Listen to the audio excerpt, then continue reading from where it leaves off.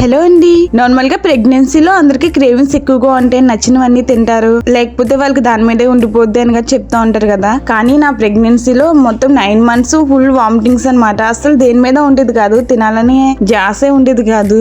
ఒకవేళ తిన్నా ఎలాగో వామిటింగ్స్ అయిపోతాయి కదా, ఎందుకులే అన్నట్టుగా అనిపించింది అనమాట. దాని వల్ల వెయిట్ పెరగడం కోసం చాలా కష్టపడాల్సి వచ్చింది.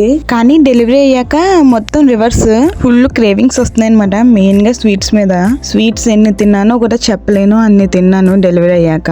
ఇండియాలో ఉండుంటే అమ్మ వాళ్ళు పట్యం పెట్టించినేమో, కానీ ఇక్కడ ప్యారిస్ లో ఉండడం వల్ల హాస్పిటల్లో ఫస్ట్ 1 week ఏవి పెడితే అవి పెట్టేశారు. ఇంకెలాగో ఫస్ట్ 1 week చేయలేదు, తర్వాత మరి ఏం చేస్తామని చెప్పి నచ్చినట్టు తినేసా. దీని వల్ల బిఫోర్ ప్రెగ్నెన్సీ 55 kgs ఉన్న నేను ప్రెగ్నెన్సీలో 60కి రావడానికి ఎన్ని తిప్పలు పడ్డానో చెప్పలేను. అలాంటిది డెలివరీ అయ్యాక 64 kgs ఈజీగా వచ్చేసా. మొన్న బాబుని సెకండ్ వ్యాక్సినేషన్ కోసం హాస్పిటల్కి వెళ్ళినప్పుడు వెయిట్ చూసుకున్నా. ఈ 64 kgs చూడగానే గుండెల్లో రాయబడినట్టు అనిపించింది.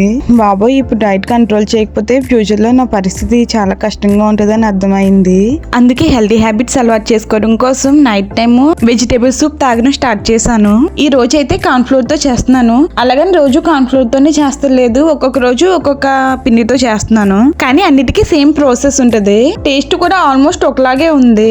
ఒక్కో రోజు ఒక్కో పిండితో చేస్తున్నాను చెప్పాను కదా. నేనైతే ఫస్ట్ టైం రాగి పిండి యూస్ చేశాను, తర్వాత శనగ పిండి, జొన్న పిండి, బియ్యం పిండి, కార్న్ ఫ్లోర్, ఇంకా గోధుమ పిండి కూడా యూస్ చేశాను. దీన్ని బట్టి మీకు అర్థమవుతుంది, ఏ పిండి అన్నా యూజ్ చేయొచ్చు సూప్స్ చేసుకోవాలనుకుంటే.